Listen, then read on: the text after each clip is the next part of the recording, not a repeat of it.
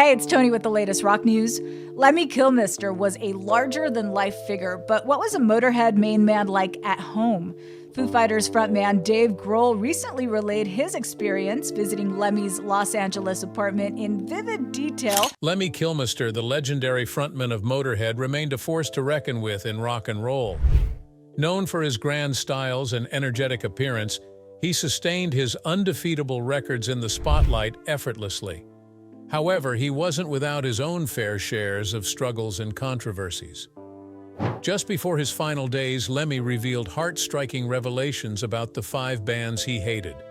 What was the reason for the animosity? Join us in this video as we uncover the truths he kept for years.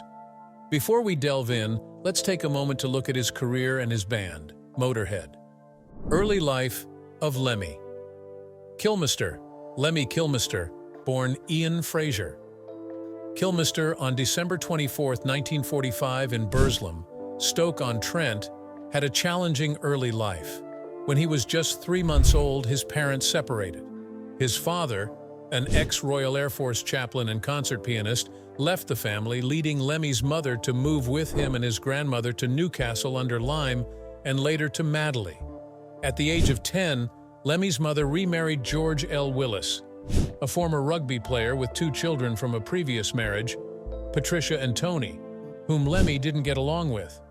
The family eventually relocated to a farm in the Welsh village of Benlec. Lemmy remarked on his time there, saying that being the only English kid among about 700 Welsh children made it a tough but interesting experience.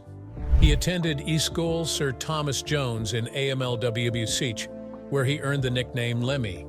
Some people speculated that the nickname came from the phrase "Lemmy, lend me a quid till Friday," because he was known for borrowing money to play slot machines, but Lemmy himself was unsure of how he got the name. As a teenager, Lemmy developed interests in rock and roll, girls, motorbikes, and horses. At school, he noticed a classmate with a guitar surrounded by girls, which inspired him to bring his mother's guitar to school to gain attention, even though he couldn't play it. By the time he finished school, Lemmy's family had moved to Conwy. He took on various odd jobs, including one at a Hot Point electric appliance factory, while also playing guitar in local bands like the Sundowners and spending time at a horse riding school. A significant moment in his teenage years was seeing the Beatles perform at the Cavern Club in Liverpool when he was 16. He was inspired to learn to play their first album, Please Please Me, on guitar. So how did Lemmy rise to stardom, and what are the 5 bands he hates the most? Keep watching to find out. Early career and time with Hawkwind. Lemmy Kilmister began his musical journey in Stockport, where he played with local bands like the Rainmakers and the Motown Sect. These bands performed at northern clubs for about 3 years. In 1965, Lemmy joined the Rockin' Vickers, a band that signed with CBS. They released 3 singles and toured Europe, becoming one of the first British bands to visit Yugoslavia. During this time, the Rockin' Vickers relocated to Manchester, where Lemmy and the band members shared a flat. In 1967, Lemmy moved to London and shared a flat with Noel Redding, the bassist from the Jimi Hendrix Experience, and Neville Chesters, their road manager. Lemmy worked as a roadie for the band. By 1968, he joined the psychedelic rock band Sam Gopal under the name Ian Willis, recording the album Escalator, which was released in 1969. Shortly after, he joined the band Opal Butterfly, but they soon disbanded due to lack of interest in their singles. In August 1971, Lemmy joined the space rock band Hawkwind as a bassist and vocalist. He had no prior experience playing bass, but he was persuaded to join the band right before a benefit gig. Lemmy initially auditioned as a guitarist, but the band decided they didn't need another guitarist. When the bass player didn't show up, Lemmy seized the opportunity and took over the bass role. His unique playing style, influenced by his background as a rhythm guitarist, involved using double stops and chords, rather than the single note lines typical of bassists. His bass work was a significant part of the Hawkwind sound, prominently featured on the live album Space Ritual.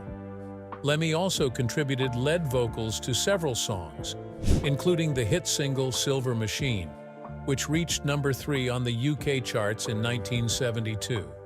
In May 1975, during a North American tour, Lemmy was arrested at the Canadian border for substance possession. The authorities mistakenly thought the amphetamines he was carrying were cocaine. He spent a night in jail but was released without charges. Despite this, the band and management were worried about potential issues crossing back into the U.S. and were frustrated with Lemmy's erratic behavior. As a result, they decided to fire him from Hawkwind. Lemmy later reflected on his time with Hawkwind, saying, "I did like being in Hawkwind, and I believe I'd still be playing with them today if I hadn't been kicked out. It was fun on stage, not so much off stage. They didn't want to mesh with me. Musically, I loved the drummer, the guitar player. It was a great band." After departing Hawkwind, what was the next phase of Lemmy's career? What do you think about Lemmy's criticisms? Do you agree with him? Share your thoughts in the comments section below. Thank you for watching this video. We hope you found it interesting.